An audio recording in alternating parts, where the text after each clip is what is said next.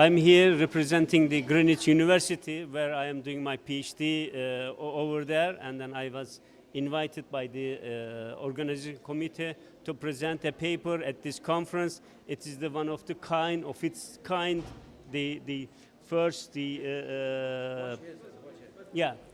first conference among the universities here in Karachi. There are more than 6 universities participating in that conference.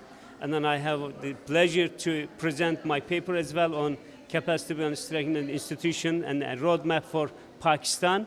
So I'm very pleased to be here today and then represent my university, Greenwich University. So what do you say about the Pakistan and Turkey relationship? Yeah, Pakistan relationship, we have a very deep-rooted, very special relation. Nobody can describe it. This is so deep and so profound, and we have historic relation dates back for centuries, even more than 1,000 years old. So we have been living together in this part of the world, in the subcontinent, South Asia, and we have all level of the relation is perfect, excellent relations in the field of culture, in the field of trade, in the field of economy, as well as of course on the political level.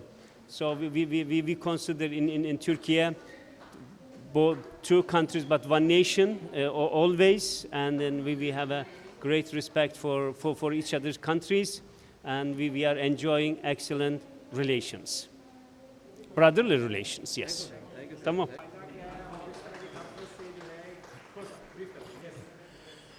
आज जो एक inter university conference हुई है, ये हुई है SDG 16 पे, जो 17 सस्टेनेबल डेवलपमेंट गोल्स हैं, ये नंबर 16 है। और ये सुबह यूनिवर्सिटी ने एक रिवायत अच्छी कायम कर दी है। मेन मकसद ये कि जो डिफरेंट यूनिवर्सिटीज़ से जो हमारे यंग रिसर्च स्कॉलर्स आ रहे हैं, वो आके यहाँ सुने, जो तकारीर है, जो प्रेजेंटेशंस हैं, और इसके हिसाब से अपनी जो रिसर्च करनी है और इस रिसर्च को बेस बनाएं। मैं चूँकि प्राइवेट सेक्टर से हूँ, मैंने इसको ज़्यादातर पाकिस्तान के इससे इसको लिंक किया। और एक तो है अमन, पीस, एक है जस्टिस, और एक है जो हमारी ऑर्गेनाइजेशन है उनको मजबूत करना है। तो आजकल पाकिस्तान में आपको पता है काफ़ी हमारे तीनों जस्टिस या इंस्टीट्यूशंस, इवन अमन, वो सारा वल्नरेबल बहुत है। इस टाइम हमें निकलना है। तो ये अब हम तो गुज़र चुके हैं ज़िंदगी, ये जो हमारी आने जो नस्ल है नई, जो स्टूडेंट्स हैं, जो आने वाले हैं, इनके ऊपर दारोमदार है कि वो पुराने उनकी सबक सीखें और अपनी आइडियाज़ दें, अपने ख़यालात दें, और इसके हिसाब से कोशिश ये भी करें कि ना सिर्फ अमंग द स्टूडेंट्स बल्कि अवाम में भी वो बताएं कि किस तरीके से ये सब मुमकिन है। तो मुझे बड़ी खुशी हुई है, और चूँकि मैं सुफा यूनिवर्सिटी की कॉर्पोरेट एडवाइजरी कमेटी का भी मेंबर हूँ शुरू से, तो हम ये चाहते हैं कि इस किस्म के जो प्रोग्राम होती हैं, कॉन्फ्रेंस, वो दूसरी भी यूनिवर्सिटियों में होना चाहिए। ये अब दुनिया बदल गई है, अब हमें आगे बढ़ना है, आगे बढ़ने के लिए ये ज़रूरी है। बहुत बहुत शुक्रिया। इस कॉन्फ्रेंस की थीम को समझने की ज़रूरत है। दरअसल ये कॉन्फ्रेंस जो है ये हो रही है जो यूनाइटेड नेशंस के SDG गोल्स हैं, उसमें 16th गोल है जिसमें बात की जाती है कि किसी भी मुल्क के जो इंस्टीट्यूशंस हैं, उसके जो इदारे होते हैं, उनकी स्ट्रेंथ या उनकी जो आप कह लें कि ताकत, वो जितनी ज़्यादा होगी और लोग जो हैं वो जितना खुश होंगे, उतनी ही आपका मुल्क और फिर ग्लोबल कम्युनिटी जो है, यानी बैनुल अक़वामी सतह पर जो ममालिक हैं, वो सस्टेन कर सकते हैं अपनी डेवलपमेंट को।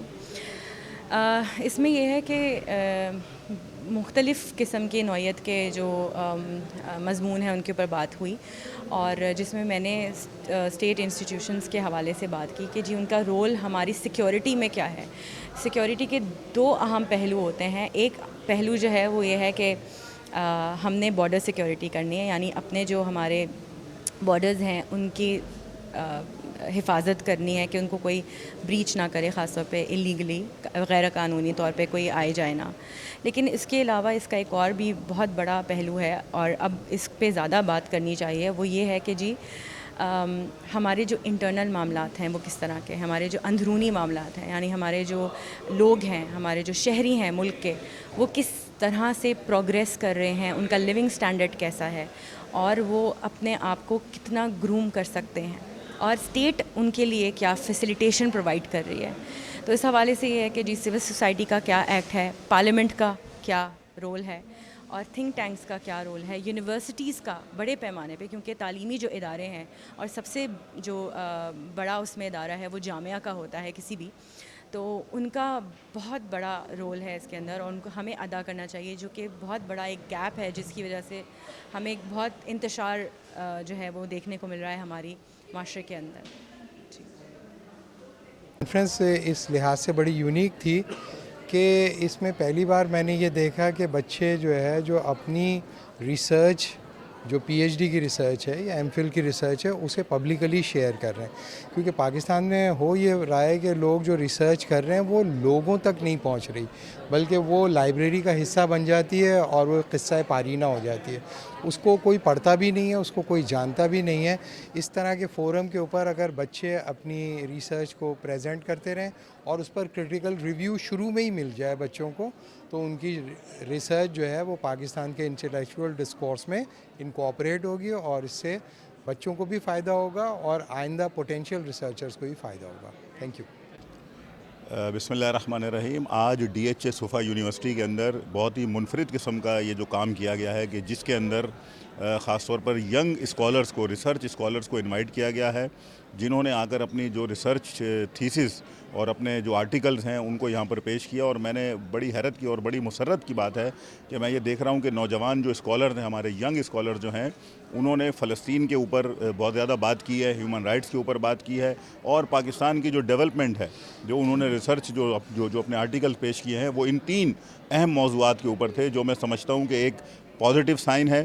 اور دوسری یونیورسٹیز کو بھی چاہیے کہ اس طرح نوجوانوں کی صلاحیتوں کو اجاگر کرنے کے لیے اس طرح کے اقدامات کریں. میں D H A Suffa university کی انتظامیہ کو خراج تحسین پیش کرتا ہوں. بسم اللہ الرحمن الرحیم. مائی نیم از ماوش احمد، اور this is one of a kind conference. پہلی دفعہ D H A Suffa University نے اس کا انیشیٹو لیا ہے، کیونکہ آئی آر کی فیلڈ میں اس طرح کی کانفرنسز بہت کم دیکھنے میں آتی ہیں. ہمارے پاس فیلڈ ایکسپرٹس آتے ہیں، وہ اپنی اظہار رائے کا خیال ہمیں اپنے بتاتے ہیں، لیکن دیر از نو پلیٹ فارم جہاں ہم پی ایچ ڈی اسٹوڈنٹس اور ایم فل اسٹوڈنٹس اپنا ویو پروجیکشن اور کانفرنس پیپر ڈسکس کر سکیں. اس سے سب سے پہلے تو بہت اچھی کانفیڈنس بلڈنگ ہوتی ہے، آپ کو لوگوں سے انٹریکٹ کرنا آتا ہے. اگر فیوچر میں آپ نے انہی لوگوں کو ریس کرنا ہے ایز لیڈرز، تو بہت ضروری ہے کہ ان کو آپ ایکسپوجر دیں، کویسچن سے، لوگوں کی تبادلہ رائے سے، لوگوں کے پرسیپشن سے، پوائنٹ آف ویو سے. تو اس سے ایک تو کراس کویسچننگ ہوتی ہے، چیلنجنگ ویوز سامنے آتے ہیں، اور انسان کو کانفلکٹ میں ریزولوشن ڈھونڈنا آتا ہے، جو ہمارے یہاں نہیں سمجھا جاتا کہ you can agree to disagree. ہمارے یہاں بہت سارے افراد، اگر میں کسی کے پرسپیکٹو سے ڈس اگری نہیں کروں گی تو ہم فوراً اس کو تھوڑا سا وہ ایسکیلیٹ ہو جاتی ہے سچویشن.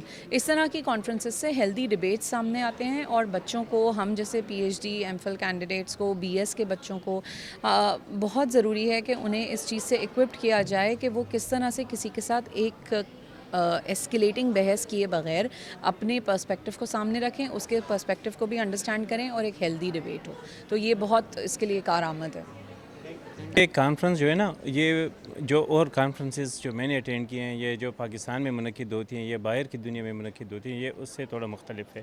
یہ اس کانفرنس میں صرف جو پی ایچ ڈی کے اسٹوڈنٹس ہیں، جو ایم فل کے اسٹوڈنٹس ہیں، اور جو بی ایس کے اسٹوڈنٹس ہیں، تو وہی اپنے پریزنٹیشن وغیرہ کر رہے ہیں، وہی اپنے ریسرچ پروجیکٹس یہاں پہ پریزنٹ کر رہے ہیں، ان کو ہی اپنے مقالوں پہ یہاں پہ کامنٹس وغیرہ مل رہے ہیں. لیکن باہر کی دنیا میں جو کانفرنس وغیرہ ہوتے ہیں، تو وہ سیزنڈ ریسرچرز جو ہوتے ہیں, جو اسٹیبلش پروفیسرز ہوتے ہیں, تو وہ اپنے مقالے وغیرہ پیش کرتے ہیں. تو مجھے بہت زیادہ اچھا لگا. یہ ڈی ایچ اے صفا یونیورسٹی کی بہت بڑی کامیابی ہے کہ انہوں نے ایک ایسے کانفرنس کا انعقاد کیے کہ جن میں وہ اسٹوڈنٹس کا موقع دے رہے ہیں کہ وہ اسٹوڈنٹس آئیں اور ایک اچھا پلیٹ فارم ان کو دے رہے ہیں کہ وہ اپنا کام وغیرہ وہ پریزنٹ کریں.